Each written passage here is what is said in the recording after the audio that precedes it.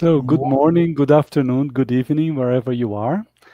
Absolutely. My name is Pablo Toledo, and I'm the Assessment Services Manager for Cambridge Assessment English in Southern Cone and Andes. And with me is my friend Alberto. Yes, my name is Alberto. I'm from Brazil. I'm based in São Paulo, one of the biggest cities in the world. And I'm really happy to be here again talking to you about assessing writing online and also present with my colleague Pablo. This time we are going to talk about assessing writing online.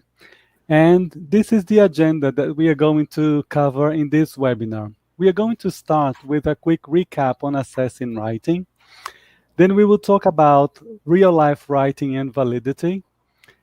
We will also talk about different ways of assessing writing.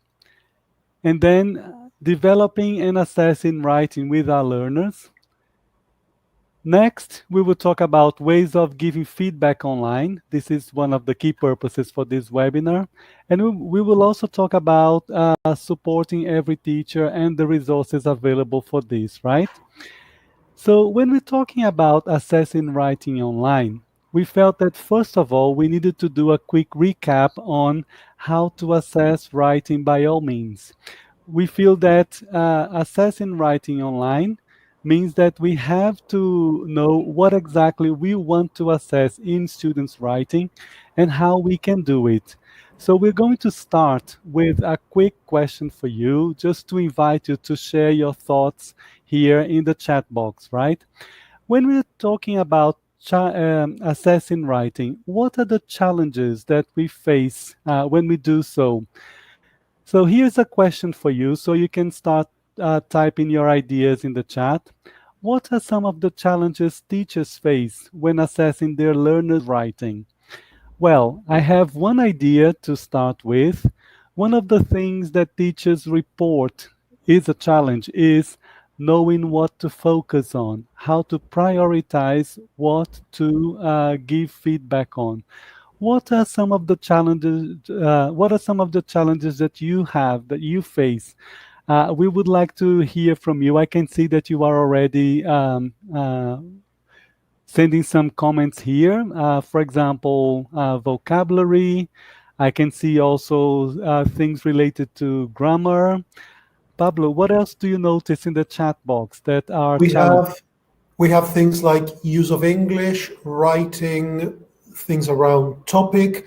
An interesting thing is the balance between context and substance, or content and the ideas. So how do you separate how something is written compared to what it is saying? Subjectivity is a very interesting one, and definitely something that we will be touching on. Structures, themes, someone is mentioning assessment criteria, so this is something that we will most definitely be touching on. Handwriting, spelling, grammar, how to avoid biases, so more people concerned with issues of subjectivity. Yes, I have seen also points such as credibility, fluency, cheating, and someone mentioned handwriting, which can be a challenge as well. Most We are definitely. going we are going to talk about cheating and plagiarism as well in this process. Someone mentioned here style, so I can see that there are lots of ideas. And here, as I said, I gave you one initial idea to start with. When we are marking or assessing students' writing, we find it difficult to know what to concentrate on. So this is a challenge. We're going to be talking about this. But there are also some other challenges, for example, like giving meaningful and motivating feedback to the learner, and also knowing how much correction to give the learner. So if you notice that a learner is struggling in their writing skills, how much feedback can we give? Should we comment on everything all at once? Should we sort of stage the kind of feedback that we give and prioritize certain areas? The other challenge is how to encourage learners to peer or self-assess their writing. Nowadays, many of us are teaching remotely, and we also have a number of platforms and tools that can help us get students working together. this could be, this is a challenge still, but we have more means to promote peer and self-assessment, and also using clear descriptors to assess writing. Many of us have heard in teachers' rooms that we teachers might have different opinions about the students' text. We might consider that the text was really good, and then our colleague might consider the text really weak. So using clear descriptors to assess writing is also a challenge. But there are also other challenges. Some of the challenges we can see here, they are related to when teachers are assessing their students' writing, right? But we also have other challenges from the perspective of the tasks that we set our learners. For example, are we measuring the skills that are relevant to real life language use? So my colleague Pablo will talk more about this. Absolutely. And this is a very, very important question. And just to give you an example of things that can happen. Are we measuring skills that are relevant to real life language use is our question. Look at your screens and we are showing you something that is actually a speaking task. And in the speaking task, you have a text that you have to read out loud. Now, please type it in the chat box, just a yes or no. Do you think that this is a good task to assess someone speaking? So it is true that when we speak, we are just making sentences. But is it everything that we do, and is it the most important thing? So in terms of testing real life language skills, this would not be a very appropriate, or actually we're going to say this in a few minutes, a really valid task. This would not be a task to test what speaking is actually about. Now, let's look at this task now. I'm showing you a gap fill. You have a text and you have to fill in gaps. If we are testing writing, would this be a good exercise to actually test all the things that make writing good writing? It is true, you need grammar that can be understood. But is that everything there is? And while this would be a good task for something like use of English, this would definitely not be a task that would be looking at all of the things that we consider important in writing. So the challenge of assessing anything is, how do you make sure that you're assessing the things that you need to assess? And so in terms of going into the assessment of writing, our next question to you is going to be, what makes writing good? What are the things that we need to focus on when assessing writing? So we are going to give you a poll in a minute, and we are going to give you options. Is it good writing when the reader understands the message?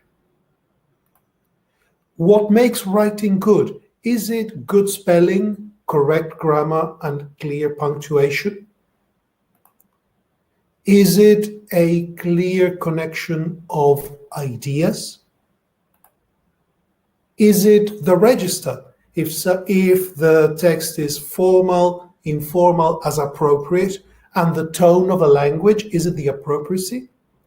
Or is it all of the above? On the right side of your screen, you're going to see a poll. So please, on the poll, click on the option that you feel is correct. Is it that the reader understands the message? Is it good spelling, correct grammar, and clear punctuation? Is it a clear connection of ideas?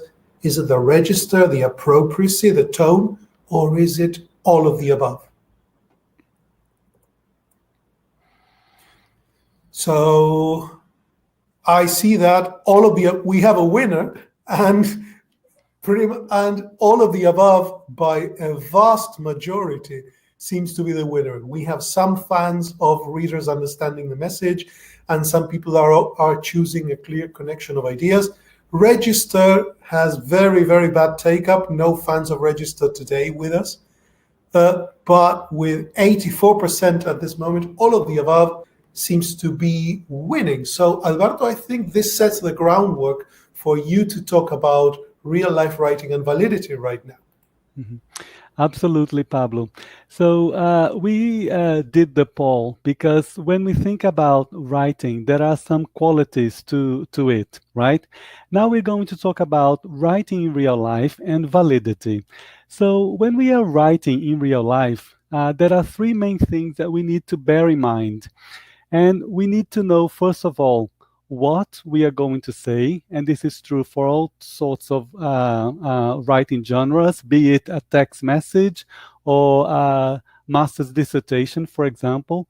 We need to consider how we are going to say it because each genre or writing type has some sort of protocol. So we say things in different ways and we need to set the tone right and also the effect our message will have on the reader. So we need to consider those three main points for writing in real life. Everything that we write, we have a target reader in mind, and we want the effect on the target reader to be purposeful and positive most of all. And then we go back to the question that Pablo discussed. When we set students tasks, are we measuring the skills that are relevant to real life language use? We are going to analyze now a writing task as a sample. And the first thing when we set writing tasks to our learners is to define what exactly we want to assess. So, how do we find out what we want to assess and what kind of reference can we have? Well, we are going to show you a sample task at level A2 in the CFR. And the CFR is a very good document, the Common European Framework of Reference, because it has descriptors for each of the skills. So we went to this written production scale from the Common European Framework of Reference, and we picked one of the descriptors for level A2 in writing. So the descriptor reads, at this level, learners can write very short, basic description of events, past activities, and personal experiences. So once we get this descriptor from the CFR, we need to make sure that we assess this competency in writing skills. So here is a task for you that we picked from Write and Improve, a Cambridge Assessment English platform that helps students to develop writing skills and assesses their writing electronically. So here is one of the tasks at beginner level, level A2. So the task reads, your friend Layla had a birthday party, etc. And then you are asked to write a note to Layla, and here are some points that you need to include in your note. And you also have a word count. So how valid is this task compared to the one that Pablo described earlier in terms of validity? So this task here has a context, which is very important that we give the students this context. It has a very clear target reader. In this case, it's Layla. So it also helps to make writing more related to real life language use. It has a topic. There is a context and there is a topic. You couldn't go to the party. It has a very clear text type. You have to write a note to Layla. And you also have the purpose. This is what you're going to include in your note. And you have a word count, which is related to the level of the task, right? So when we look at this task, we see that in many ways, this task is measuring skills that are relevant to real life language use.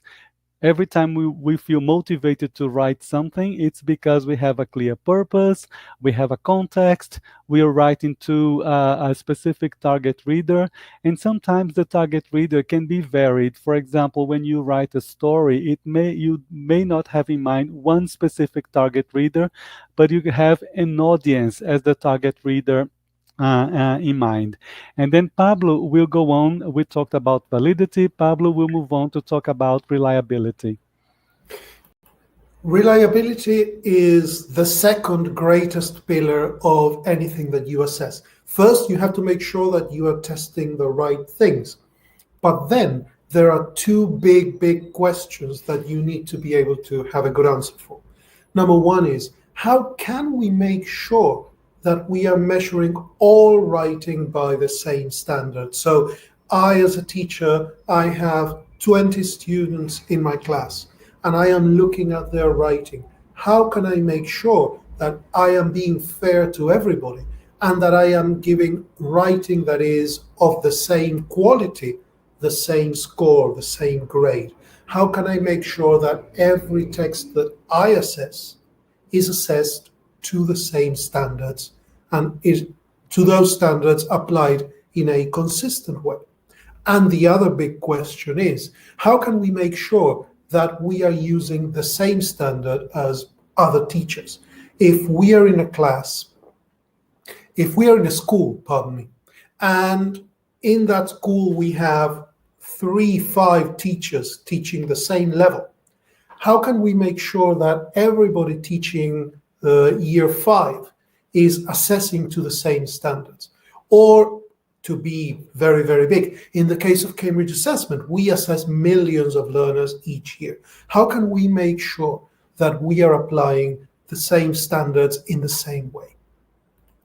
So issues of reliability. First is we need to define what we want to assess and what things we are going to focus on. We recommend, or one way to do it is, for example, to use CEFR descriptors like Alberto was showing you just now. They focus not only what you want to assess, but which standards you're going to use and how you are going to implement them. Then you need to select or design a task. So it can be, in the case of B1, for instance, talking about the Common European Framework, something like an email requesting information, because those are skills that, if you look at the descriptors or if you look at the description of what a B1 level does, is something that is very relevant and very valid to do. It can be an opinion article at B2 when things like argumentative begin to gain importance. It's an essay evaluating abstract ideas at the C1 level. And then we need to do a final check. We need to look at our task instructions, like Alberto was showing you right now. We need to look at the time available and the number of words.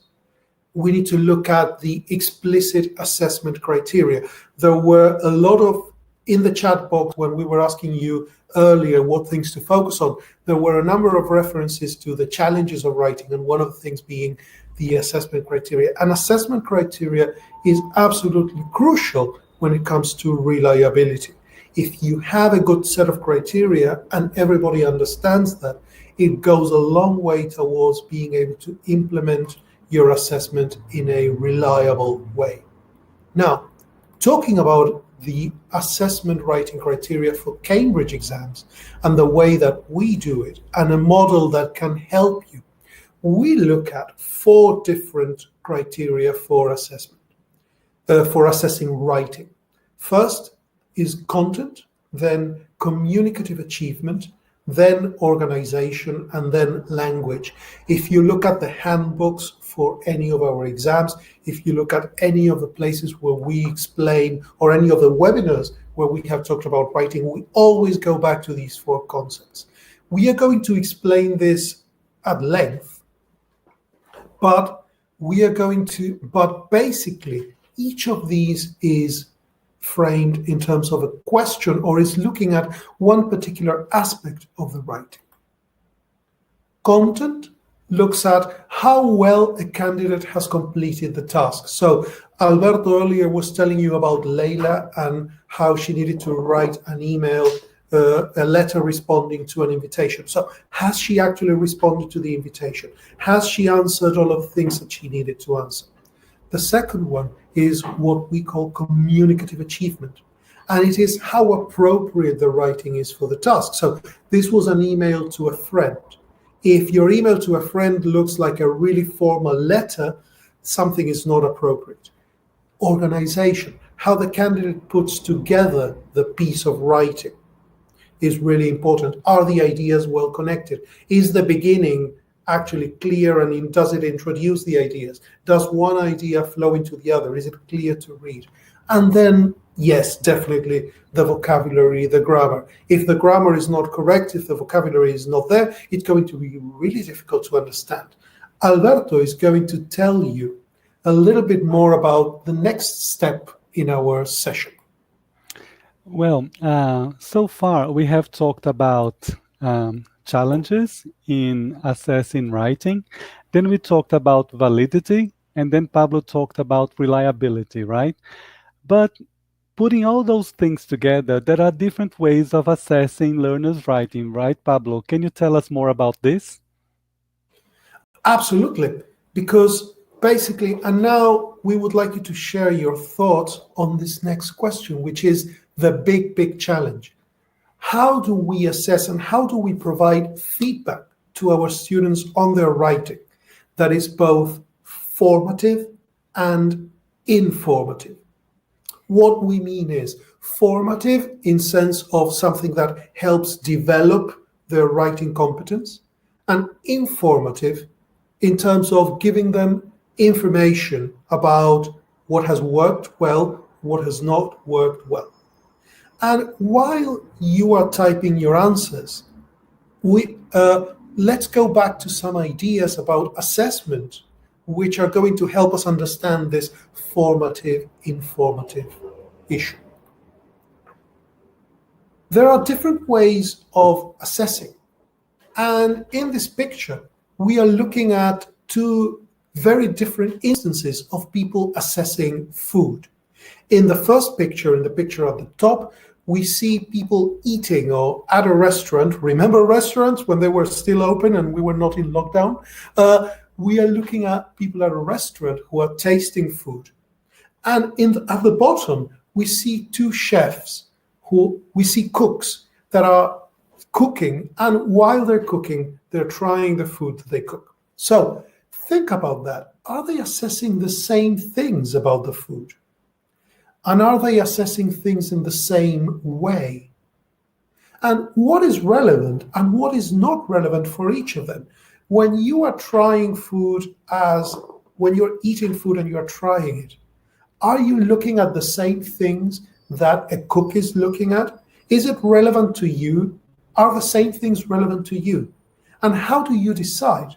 When you are trying things, when you're trying food, basically you're looking at things like, do I like it? Is it something that I like or not? Has it been brought to my table in a presentation that is nice? Is it filling? Do I feel okay after eating it, or do I feel like I need 5 more courses? Is it the same things that the cook is looking at, and how do they look at it? So the perspective of the cook, the perspective of the chefs, is similar to one of the two classic functions of assessment, which is formative. Formative assessment is the kind of assessment that we do in the process of learning, in the teaching learnings, as part of the teaching and learning cycle while we are learning. And it focuses on things which are different from the summative assessment. Summative assessment comes at the end of the process. So our chefs can be looking at, okay, this doesn't have enough salt. This is not salty enough. So I'm going to put some salt in, and I'm going to see if I can make it better. By the time the food has arrived at the table, it's not a matter of adding more salt or is it salty enough or not. It's a matter of, is this dish okay? No, it doesn't have enough salt. Okay, I don't care. I'm not going to put more salt now. I am not going to put it in the fire for another 5 minutes because it's not ready yet. It's by the time summative assessment comes at the end of a learning cycle, you just look at the product. You look at, is this okay or not? It's not about how can we make this piece of writing better. Sometimes you just need to see if the writing is good enough to meet a certain standard. And they are two different poles, two different ends of a spectrum. It's not a matter of this is here and this is there. It's a matter of how formative or summative do you want to be at some particular moment, and you can kind of move from one to the other. When and why we implement these different kinds of assessment is absolutely crucial. The cooks are thinking let's cook better so that our eaters, our diners will like it. The people at the table, the summative assessment side, they are looking at, they're thinking, we like what they have cooked. They are two completely different questions. And in terms of going back to teaching now, when we are working with a formative perspective, the question is, let's look at what is going to make this learner learn better, or what is going to make this learner become a better writer. When we are looking at the summative, it's let's look at this piece of writing to see how good it is. It's two completely different orientations, because the formative side promotes an improvement of learning, and the summative perspective measures the learning that has already happened. But they definitely work together, and they are looking at each other. It is not two separate things. It is different stages of the cycle. So, coming back to the question that we asked you earlier, how do we provide writing feedback that is formative and informative? Alberto, what are some of the ideas that came up? Your sound is not on? Yeah, it is on now. So we have lots of very interesting comments here, Pablo, but they are mostly related to the perfect analogy that you have made in relation to summative and formative assessment. We hear lots of comments here saying, I love the explanation, it's very clear, and they're all saying good things about the analogy. Oh, great. So here where Alberto and I are right now, it's almost time for breakfast, so probably not a good time to think of lunch and dinner, but definitely we are moved. So, but we are glad that you think this analogy is useful. The main thing to remember is that this is a cycle, and it's not that formative assessment is good because it focuses on the process, and summative assessment is the bad cop because it looks at the product and it tells you good or bad. There is a time and a place for both, and there is definitely a function for each of these. They're also commenting on things like clear rubric for assessment. They are talking about feedback that is both objective and subjective. So they are making lots of very interesting comments here, like sandwich feedback, good points, points to work on, good points again. Lots of very interesting comments. Great. So please keep these ideas in mind as we focus, because so far we've been talking about issues which are relevant to assessment in general. In the next section, but when we're giving feedback, when we're giving formative feedback, there are three things that we want to focus on, and the sandwich is a really good thing to bear in mind here. What we provide writing feedback for, so basically every time we provide feedback, we need to remember that we do this for three different purposes. We want to achieve three different purposes. Number one is we want to make learners aware of their own strengths and weaknesses in relation to the standards required. So there is definitely something there where you need to know if you have reached the level that you're expected and to which degree you have done it. But then we want to inform the teacher and the learner of areas for development and or revision. This is the part where assessment is looking forward to, is looking at the future. So what are the things that we focus on assessment for learning? What are the things that you want to revise? What are the things that you need to know to move forward? And definitely, and one of the most important things of all that we must never forget, we want to encourage a critical self-awareness in the learners. Teaching is this fantastic thing where all teachers work to make ourselves irrelevant. We are teaching learners to become autonomous users of the language. So we are training learners to stop needing a teacher. So definitely critical self-awareness is crucial to achieve those ends. Alberto. Next, we're going to be talking about developing and assessing writing. So all about that. Over to you. Yes, it's interesting to read questions such as how can we assess writing online, and how can we add an audio file to a Word document? And another question that came up here was, can we assess writing using a portfolio? We are going to talk about those things now.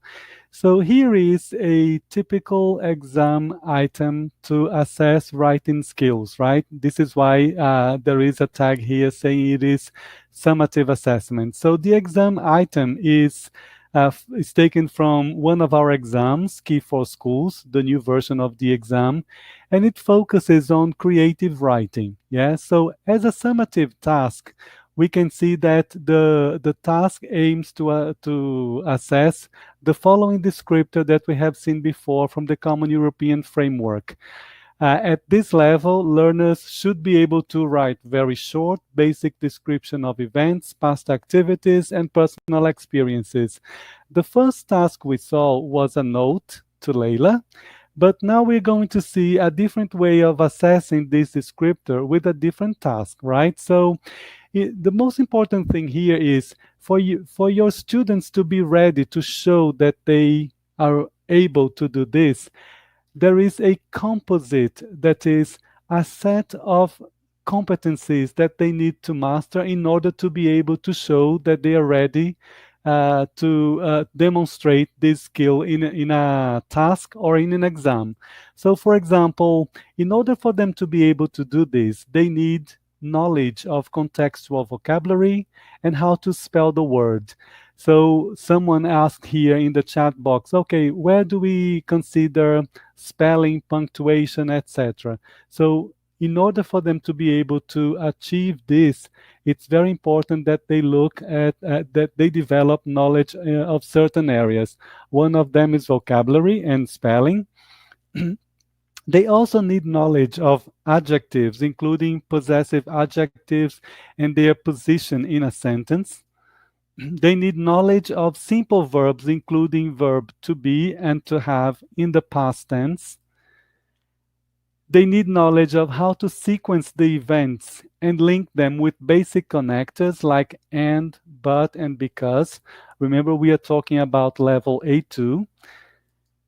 And they also need knowledge of basic text organization skills. For example, how to organize those ideas in a short paragraph. So in order for them to be able to achieve this and to demonstrate that they are ready to write a very short basic description of events, etc., they need knowledge of those things, right? And then when we look at the task for summative assessment in the classroom, remotely or face-to-face, we need to be able to help the students understand this knowledge and put this knowledge into practice when they are writing. So this is the summative task. Now we're going to turn this into formative assessment, right? So you want to help your students to write a good story, and you suggest the task below.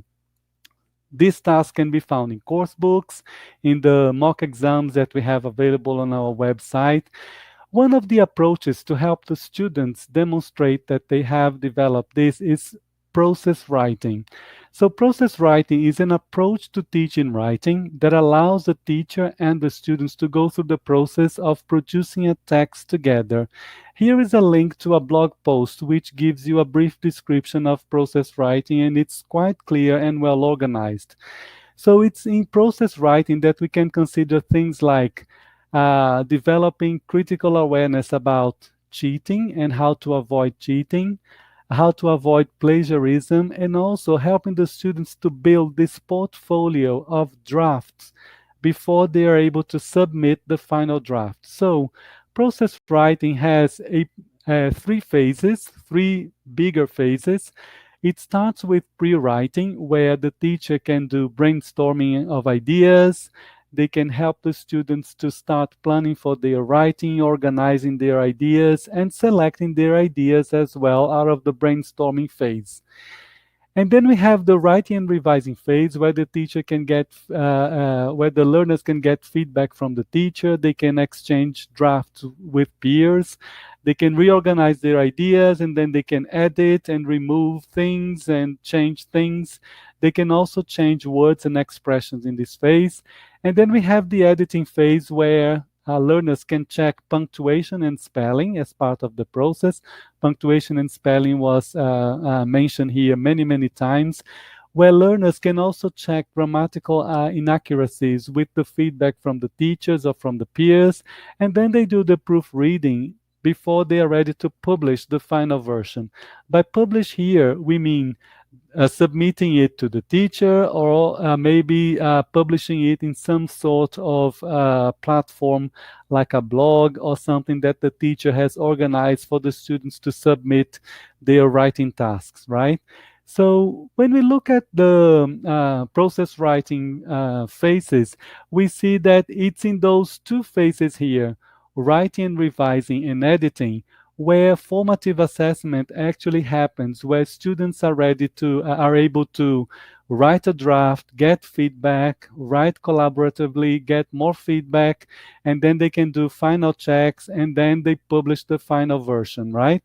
So this, it's also in this phase where the teachers can work with learners to discuss things like avoiding cheating, also avoiding plagiarism, because students here should be doing their best to try different drafts and not only submit one draft of their writing task.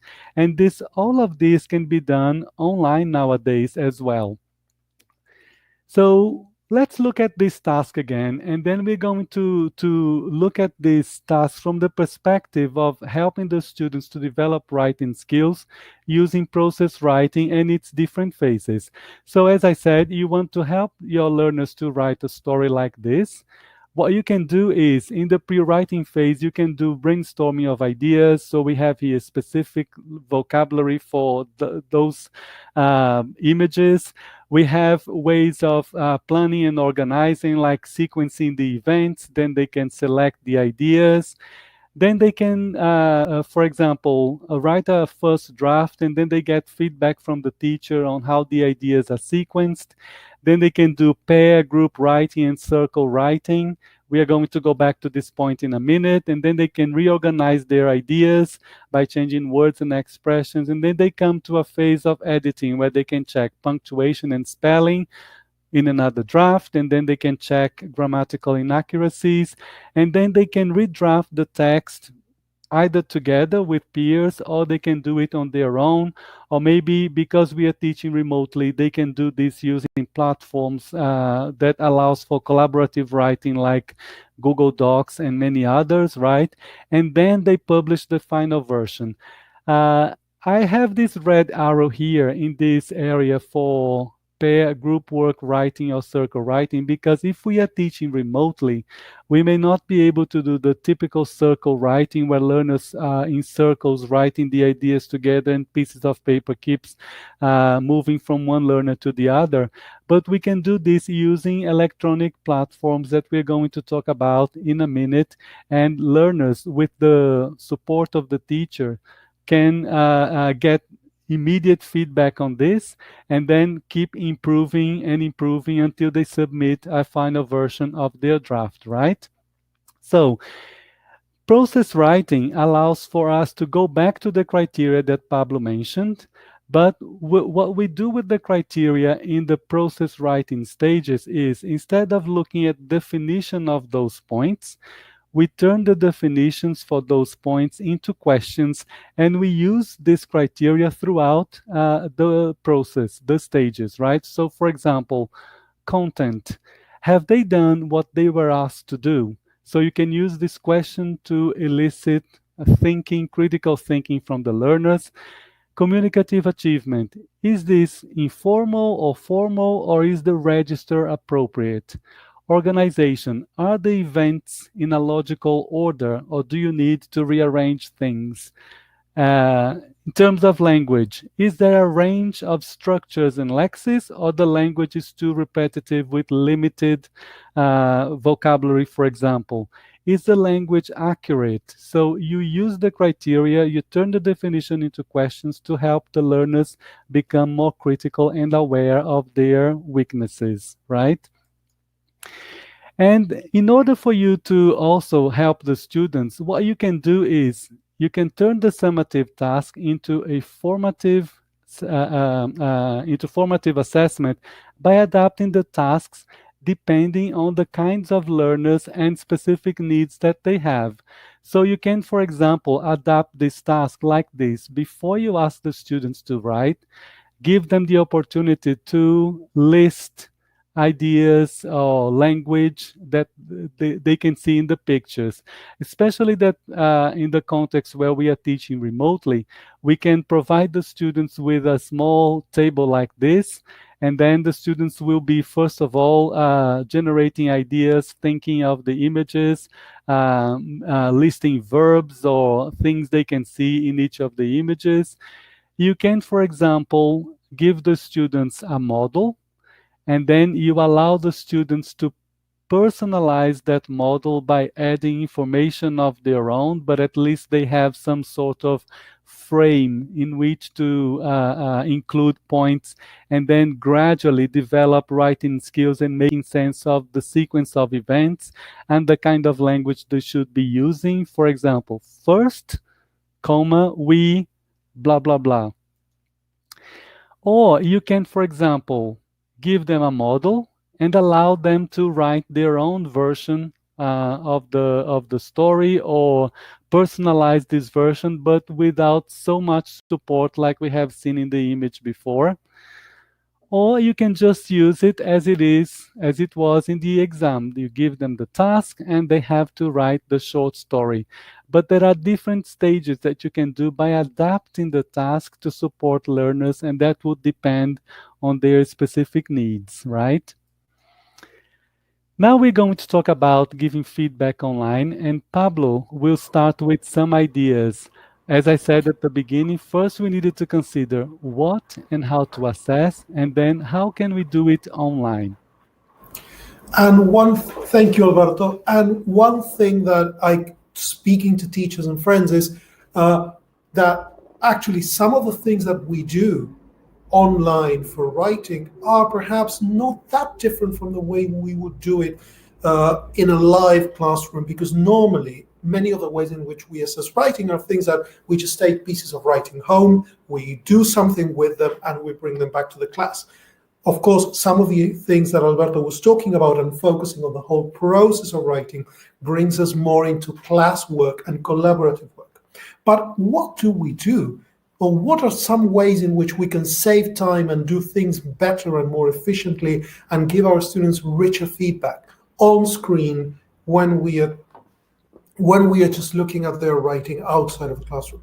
And a very useful and effective way is knowing how to do proofing of electronic documents, of electronic texts. We are going to look at Word because it's a very popular piece of software, but this applies to other ways of doing this. You can do it on PDF, you can do it on other writing programs like Google Docs has a very similar function, or OpenOffice. And we're going to look at how to use the track changes. We are looking at an extremely simple text. Hello, would you like to come home for dinner tomorrow? I will prepare your favorite food. Love, Pablo. So, very simple message to Joe. The first thing we're going to look at is we're going to go to a ribbon, and we're going to go to the Review tab. In that Review tab, we are going to make sure that we enable the track changes function. And this is going to save us a lot of time, and it's going to make our job a lot easier.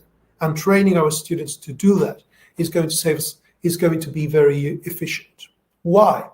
Because then we can simply write our feedback on the text, and the feedback is going to show in different ways. If you look at the screen here, look at the things that I've done and some useful things around it. Number one, first and foremost, is if you look at the bottom, you will see that I have just pasted a table with the 4 assessment criteria. content, communicative achievement, organization, and language. I have given my student a grade from 1 to 5, as they would in a regular Cambridge exam, and a small comment on how they have done for each of those assessment criteria. This is a good way to make sure that I am valid in my assessment, that I'm covering all the things that I want to do, and that I'm being reliable because I'm actually applying one standard. But then if you look at the text itself, if you see here in yellow, I have highlighted places where I have simply typed and added text there because there were missing words. My student wrote, "Would you like come home?" And I added the word "to," which was missing. And the same thing for something that was missing from the task, which is I needed to make a suggestion about the time that the student was supposed to arrive. And I just added, "How about 7 p.m.?" I also corrected things. I deleted the "to" in "I will" to prepare, and I corrected the spelling in "favorite." And in the track changes, you can see this in a different color that makes it very simple to see. And I have done more, which is I have added comments. And in my comments, in "I will" to prepare, I said, be careful with your tenses, please review the exercise in Unit 3. And also, at the end, I made a comment about the closing, and I added a link to an online lesson or to an online activity in the Cambridge Assessment website that will be useful. Look at how rich this feedback is. I am giving formative suggestions. I am referring to things that we have done in the past. I am using a clear assessment grade, and it is very simple to do because you don't need to worry about highlighting in different colors and typing loads of things in the end. You can just save time, but it can get better and it can get richer because you can use more than words. You can speak your feedback. You can just, if your student has sent you an electronic text, you can look at that text, and instead of typing all of these things, you can say all of these things. You can record your oral feedback and send it to your students. You can do it via a WhatsApp message. You can record your audio and just send it to them on an email. Or you can use a website such as VoiceSpice and just record something online and then send it to your students so that they can view it. This means that you can look at it and speak for a minute. 1 minute is less time than you would spend typing it, but because you're speaking, you will be able to give your students a lot more feedback, a lot more information. But it can get better. You can record your own video feedback. What if they could see you? What if they could see their screens? You can see our colleague Laura on here on the screen, because this is actually an idea that she mentioned in a brilliant webinar that you can check out in our YouTube channel with Loom. And Loom.com is a great screen recording tool. So Loom is going to, you go to the website and you just click a button and it's going to record your screen. So if you are looking at the text that your student wrote up on the screen, you just put it up there, you click record, and it is going to show your face that you can see at the bottom. You record your screen and your camera. Then you just show your students the text that they wrote, and you talk for a minute or as long as you like about, you give them all the feedback, and they're going to be looking at, they will receive a link, they will click on that link, and they will see a video of their text and your face going over all of the things that they did. You can highlight things as you go. They can play it faster or more slowly. So this is actually also a good listening activity.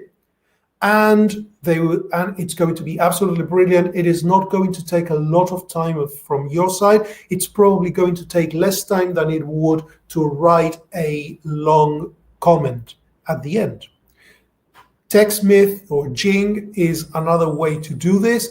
If you are shy about showing your face, Jing is not going to show your face as you do it. But what if you could save even more time and actually not do the correction at all? What if we can do it for you? Alberto, is that even possible? Yes, it is possible, and we also have other tools. For example, Write and Improve. Write and Improve is a free platform for learners, which help learners to practice writing and develop their skills with immediate feedback, and that can be also helped by the teacher. So by using Write and Improve, learners can practice writing English, then they get a grade in seconds, and then they look at the feedback and they make changes and they keep improving, right?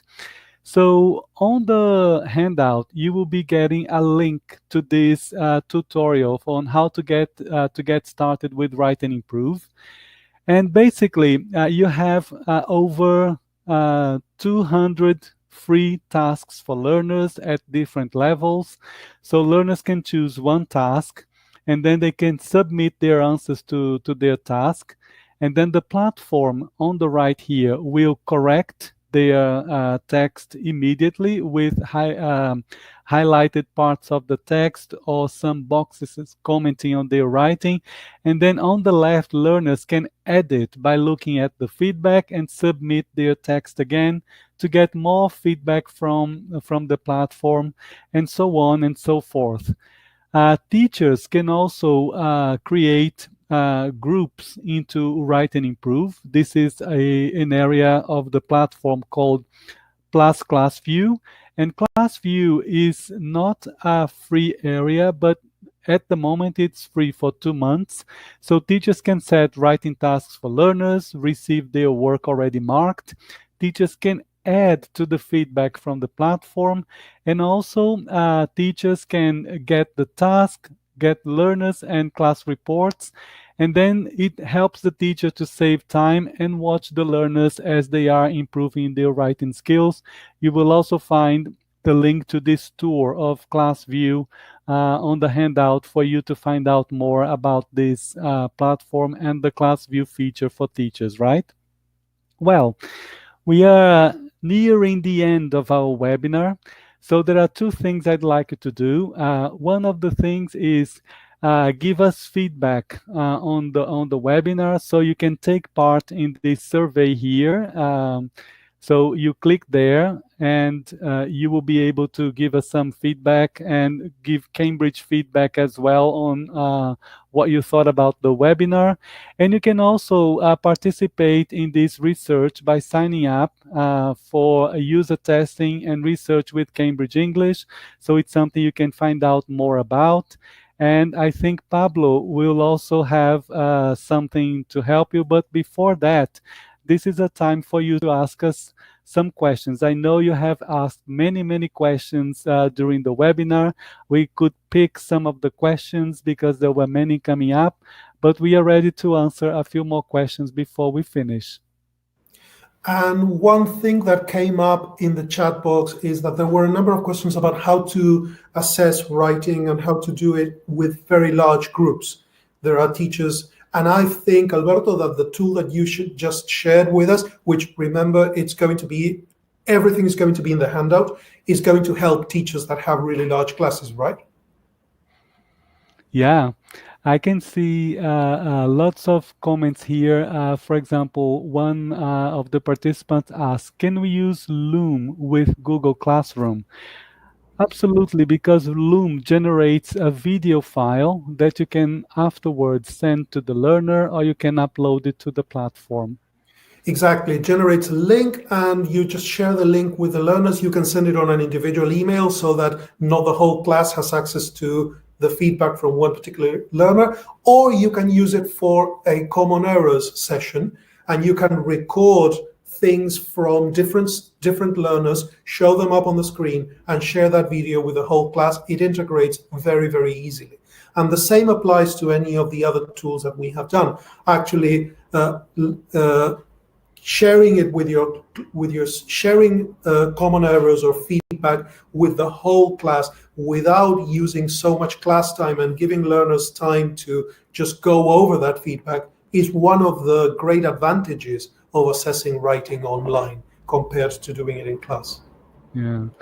Well, I have another question here, Pablo, about some of the issues we discussed during the webinar.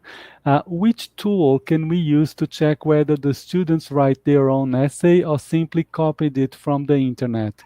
Well, cheating and plagiarism is an issue when we are talking about writing skills, but remember, it's not only because we use online tools nowadays. A student could have done that at a time before the internet. What's most important in this discussion here is when we use process writing, we can help the students to avoid this first by making them aware that this is not right. Second, because they will be drafting and redrafting and possibly with a peer, that's an option that you have, you will get the students, you help the students move away from copying things from the internet because you want to see the development, not only the final version, right? Yes, absolutely. And leading us into the next section is someone asked, are there any modules or materials available in the web that we can use for teaching? And boy, do we have resources for you. So for the end of today's session, we would like to share with you some resources which are going to help you teach and, well, we've been talking about ways, resources for assessing writing. Let's talk about some things that can help you develop that or teach writing skills. First and foremost, what are you doing tomorrow? Because we have some webinars coming up in our calendar, and some of them have to do with writing. Tomorrow, there will be a webinar on reading and use of English at C1 and C2 levels. And the day after tomorrow, on the 5th, so Friday, we're going to have a webinar about writing at C1 and C2 levels. And then next week, we're going to have a similar webinar to today's, but about reading and listening. And there are definitely more coming up. So here is the link, which is going to be in the handout, to our global webinars page, and this will show you our whole calendar. There were questions earlier about what is the CEFR, the Common European Framework of Reference for Languages. And in the handout, you're going to see the links to the whole document of the Common European Framework, the companion volume, which adds new descriptors, which came out in 2018, and then a video from one of our previous webinars on how to apply the Common European Framework to your curriculum. So not the document, but what this actually means for you. And then there was a question about resources. Supporting Every Teacher is the Cambridge English website, is a page on the Cambridge English website where you can look at all of the resources that we are producing and making available in the current scenario. There are things there about teaching online. There are things there about exam preparation, of course. There are loads of material. There are links to all of the materials that Cambridge is putting together. And included there is our free interactive support pack for teachers, Inspire, which brings together tons of useful links and information about all of our exam range, all of our preparation resources, and all of the ways in which you can find our content online. Pablo, can I just add something? Absolutely, please. There were questions here about track changes. On the handout, you will find a link to a tutorial on how to use track changes. So explore the handout. There's loads of information and links there for you to find out more about the tools, right? Yes, in the handout, you will find video tutorials and links to all of the tools that we have mentioned, as well as a number of resources. So this is going to keep you busy after the session and for the next few weeks. So Alberto, I think our time is up. So we are very, very grateful to each and every single one of you that joined us today in the morning, afternoon, evening. And we hope that you have found this session useful and that this is going to help you in your teaching and assessment, online and both online and offline. Yes, I would also like to apologize because there are so many questions and we don't always have time to answer all those questions. But please keep participating and keep the conversation going because we might be addressing the questions in the upcoming webinars as well, where many of our speakers in Cambridge Assessment English will be discussing similar issues. So keep on participating and commenting in the chat box and asking us questions, right? Thank you very much. There is also a link in your webinars to a survey. If you, on the survey, you have the opportunity to also suggest subjects and topics for our upcoming webinars and to let us know what things you liked and what things we can improve about the websites that we are doing. So please take a couple of minutes to fill in the survey. Thank you very much once again. Have a great rest of the day. Goodbye. Thank you, Pablo. Goodbye, Alberto. Have a great day.